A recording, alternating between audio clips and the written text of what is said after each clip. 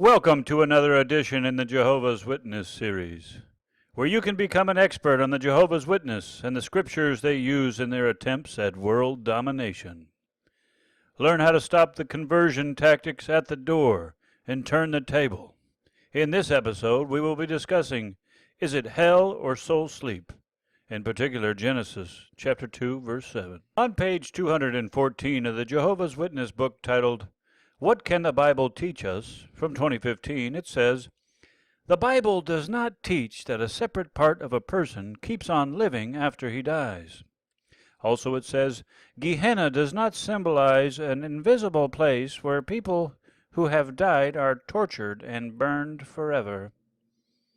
The Jehovah's Witnesses are taught that there is no eternal soul, and hell does not exist. Is this true? Is this what the Bible says? After nearly a decade of studying the Bible, logic, philosophy, and learning from the top thinkers from around the world on the subject of religion, in particular Christianity, I'd like to share my thoughts with you today on hell or soul sleep.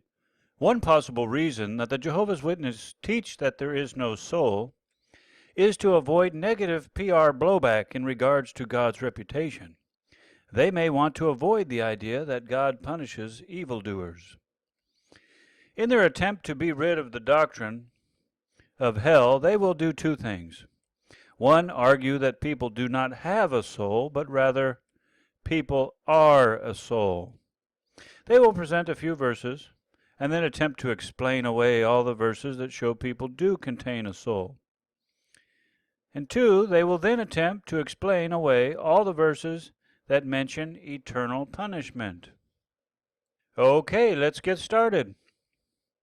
First, we will look at all their verses, and then we will see how they respond to the other verses. Genesis 2:7. The Jehovah's Witnesses present this verse to show that the word soul is used to refer to living creatures, which the Christians do agree, that the Bible does refer to man as a living soul. Soul means person, or the inner man. Like 2 Kings 4:27 says, the soul within her is troubled. Likewise, Psalms 42:6 and 43:5 mention the soul within me. So the Christians do not disagree that Genesis 2:7 is an example of the Bible referring to man as a soul. They present Psalms 146:4. Psalms 146:4 says, when a man dies, his thoughts die. The Jehovah's Witness will say, you see, when a man dies, his thoughts die. And if a soul continued to exist, then his thoughts would continue to exist.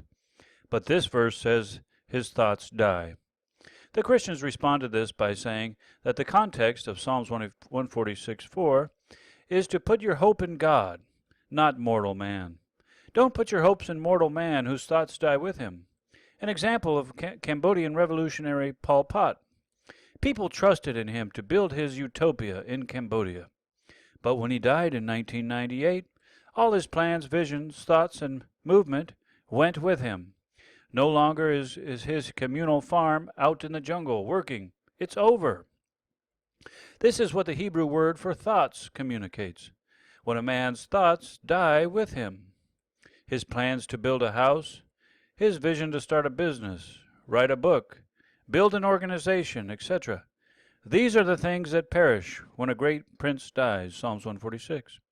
So as the psalmist says, don't trust in mortal man where there is no salvation, whose thoughts die, but rather trust in God, whose plans will never fail.